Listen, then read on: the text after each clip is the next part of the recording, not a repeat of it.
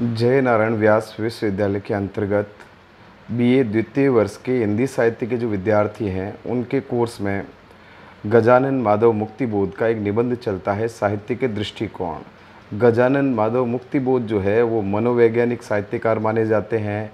1917 में उनका जन्म हुआ है, 1964 में उनकी मृत्यु हो गई है। और अज्ञेय द्वारा जो संपादित तार सप्तक था, जो कविताओं का संग्रह था तार सप्तक, उस तार सप्तक के पहले तार सप्तक के पहले कवि माने जाते हैं ये। मुक्तिबोध जो है इनको प्रगतिशील कविता और नई कविता की कड़ी माना जाता है। इनकी जो किताबें हैं, अगर आप कहानी संग्रह देखें तो काठ का सपना है, सतह से उठता हुआ आदमी है, ये इनके कहानी संग्रह है। इन्होंने एक छोटा सा उपन्यास भी लिखा है विपात्रा नाम से। और इनके जो काव्य संग्रह है, कविताओं की किताब है, वो एक तो है चांद का मुंह टेढ़ा और भूरी भूरी खाक धूल, ये बहुत प्रसिद्ध है। चांद का मुंह टेढ़ा है और भूरी भूरी खाक धूल, ये दोनों किताबें बहुत प्रसिद्ध है। और इनकी अगर प्रसिद्ध कविताओं की बात की जाए तो अंधेरे में इनकी प्रसिद्ध कविता है, नास देवता है, ब्रह्म राक्षस है और भूल गलती है, लकड़ी का रावण है। ये तमाम कविताएं मनोवैज्ञानिक भी है और आम आदमी के जीवन व्यवहार, उसकी मनोवैज्ञानिक समझ, मनोवैज्ञानिक जो व्यवहार है, उन तमाम चीज़ों को सामने रखती है। अगर मुक्तिबोध के संपूर्ण साहित्य को किसी को पढ़ना हो तो 6 खंडों में मुक्तिबोध रचनावली के नाम से साहित्य आपको उपलब्ध हो जाएगा। तो 1917 में जन्म लेने वाला आदमी 1964 में जो है काल कवलित हो जाता है, मृत्यु हो जाती है, तो ज़्यादा लंबे समय ये जिए नहीं। आम आदमी माने जाते हैं, आम आदमी की आवाज़ माने जाते हैं, लेकिन साहित्यकार तगड़े थे ये। अब इनका जो निबंध है साहित्य के दृष्टिकोण, इसकी खास बात क्या है, इस निबंध में इन्होंने ऐसी क्या खास बात बताई है जो इसको आपके कोर्स में डाला गया है। इन्होंने ये कहा है कि जो साहित्य होता है, साहित्य का अर्थ क्या है, साहित्य शुरू कहाँ से होता है और साहित्य को प्रेरणा कहाँ से मिलती है, वो फलीभूत कैसे होता है और साहित्य लोगों को कैसे प्रेरित करता है, साहित्य के कितने प्रकार या कितने रूप हैं और साहित्य का आदर्श क्या होता है, साहित्य की रीति नीति तौर तरीका क्या है, उसका प्रभाव कैसे और कितने लोगों पे किस प्रकार होता है, साहित्य का व्यवहार कैसा रहता है, लेखक या साहित्यकार का स्तर क्या होना चाहिए और लेखक जो है उसका निर्माण कैसे होता है, साहित्यकार का निर्माण कैसे होता है और लेखक या साहित्यकार के दायित्व क्या है, समाज उससे क्या अपेक्षा करे और संस्कृति, शिक्षा, धर्म, इन तमाम चीज़ों में उसका क्या दखल रहता है। भारतीय साहित्य और पाश्चात्य यानी विदेशी, भारतीय साहित्य और विदेशी साहित्य का जो अंतर है या उसका जो समन्वय है, उसको भी मुक्तिबोध ने बहुत बेहतर तरीके से अपने इस निबंध में सामने रखा है। परंपरागत साहित्य क्या होता है, बिकने वाला साहित्य क्या होता है, भड़काने वाला साहित्य क्या होता है, इन तमाम चीज़ों पे मुक्तिबोध ने बहुत बेहतर तरीके से अपनी बात रखी है। और इतिहास रचने वाला साहित्य किस प्रकार का होना चाहिए, जो कालातीत होता है, लंबे समय तक लोगों पे प्रभाव रखता है और इतिहास में दर्ज हो जाता है, एक ऐतिहासिक घटना बन जाता है, ऐतिहासिक दस्तावेज़ बन जाता है। तो ये साहित्य किस प्रकार का होता है और उसका निर्माण कैसे होता है, इस पे भी इन्होंने बेहतर टिप्पणी की है। साहित्य की इन्होंने एक सीधी परिभाषा बताई है, साहित्यस्य साहित्य, यानी जो लोगों का कल्याण करे, लोगों का भला करे, लोक कल्याण की बात करे, मानवीयता की बात करे, उसको साहित्य कहा जाता है। तो साहित्य का सबसे बड़ा दृष्टिकोण तो उसका मानववादी होना है।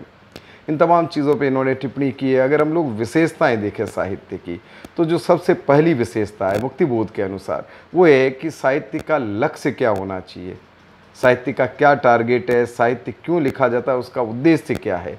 इसके ऊपर मुक्तिबोध ने बहुत बेहतर तरीके से बात की है और बहुत सिलसिलेवार तरीके से समझाया है कि साहित्य का लक्ष्य क्या होना चाहिए। साहित्य के अनेक लक्ष्य हो सकते हैं, लेकिन एक लक्ष्य सीधा है कि साहित्य से लोक कल्याण होना चाहिए, लोगों का भला होना चाहिए, ये उसका मूल जो है वो लक्ष्य है।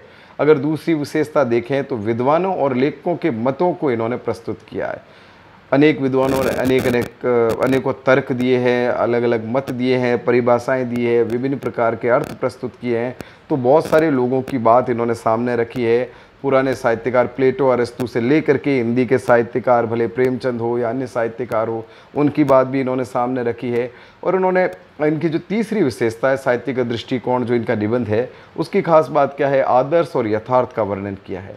कि साहित्य जो है वो आदर्श को भी प्रस्तुत करे और यथार्थ को भी प्रस्तुत करे। अगर साहित्य धरातल से अलग होगा और सिर्फ ख्याली बातें करेगा, हवाई बातें करेगा, सपनों की बातें करेगा, तो जनमानस के मन में जगह नहीं बना सकता। तो उसमें आदर्श भी हो ताकि लोग उससे प्रेरणा ले सके, और उसमें यथार्थ यानी असलियत का भी भाव होना ज़रूरी है। जैसे दूध और पानी का मिश्रण होता है, वैसे आदर्श और यथार्थ का मिश्रण भी साहित्य में होना आवश्यक है। नवीन और प्राचीन का समन्वय होना चाहिए साहित्य में, यानी नवाचार भी दिखे, नई बातें भी दिखे, पुरानी बातें भी दिखे। किसी को लगे नहीं कि हमारी संस्कृति है या जो सामाजिक ताना बाना है पुराना, उसको छोड़ दिया गया। वो तमाम चीज़ें भी साहित्य में होनी आवश्यक है। और नैतिक और अनैतिक पर चर्चा होनी ज़रूरी है साहित्य में। इन्होंने साहित्य के दृष्टिकोण निबंध में मुक्तिबोध ने कहा है कि साहब नैतिकता क्या है और अनैतिकता क्या है, इसको भी साहित्य में बहुत बेहतर तरीके से प्रस्तुत किया जाना ज़रूरी है, क्योंकि अच्छा साहित्य उसको पढ़कर एक अच्छे नागरिक का, एक अच्छे समाज का और राष्ट्र का निर्माण होता है। लोक कल्याण और जनहित पर साहित्य में बल दिया जाना ज़रूरी है। ये मूल बात है कि साहब लोक कल्याण होना बहुत ज़रूरी है। अगर कोई भी साहित्य रचा जाता है तो उससे लोगों का भला होना ज़रूरी है, जनता का भला होना ज़रूरी है, नहीं तो साहित्य के कोई प्रतिमान, कोई अर्थ नहीं रह जाएंगे। और इसकी एक और विशेषता अगर देखें तो साहित्य का क्या भाव होना चाहिए, उसका भाव पक्ष कैसा हो, साहित्य की बनावट कैसी हो, उसकी शैली कैसी हो, उसका भाव पक्ष और शैली पक्ष, शिल्प पक्ष, वो दोनों जो है किस प्रकार का होना चाहिए, इस पे भी मुक्तिबोध ने बहुत बेहतर तरीके से अपने निबंध में समझाया है। और साहित्य के मनोवैज्ञानिक रूप पर मुक्तिबोध ने चर्चा की है कि साहित्य जो है वो आदमी की साइकोलॉजी पे, उसके दिल दिमाग पे क्या प्रभाव छोड़ता है। तो बहुत सारे लोगों की बहुत सारी बातों को, बहुत सारे साहित्यकार और विद्वानों की बातों को इन्होंने अपने निबंध साहित्य के दृष्टिकोण में प्रस्तुत किया है, और ये अपेक्षा की है कि अच्छा साहित्य पढ़ करके, अच्छा साहित्य लिख करके आदमी अपने व्यक्तित्व का विकास कर सकता है। तो जो बीए सेकेंड ईयर के विद्यार्थी है जयनारायण व्यास विश्वविद्यालय के अंतर्गत हिंदी साहित्य के, उनको ये मुक्तिबोध जी का निबंध जो है साहित्य का दृष्टिकोण वो अवश्य पढ़ना चाहिए। और इस निबंध को पढ़ने के बाद साहित्य की जो मूलभूत बात है उसको समझना चाहिए कि किसी भी साहित्य का सबसे बड़ा लक्ष्य है इंसानियत, मानवीयता। अगर आप कोई भी किताब पढ़ के, कोई विचार जान के, कोई भाषण सुन के, या कुछ भी जो है तकनीकी चीज़ देख करके या साहित्यिक चीज़ देख करके इंसानियत का भाव अपने अंदर पैदा कर पाते हैं, तो वो अहम है, वो महत्वपूर्ण है। यदि तमाम किताबें पढ़ने के बावजूद भी आप में मानवीयता की भावना नहीं आ पाती है या मानवीयता का क्षरण होता है, वो कमतर हो जाती है, तो फिर साहित्य पढ़ने के कोई मायने नहीं रह जाते।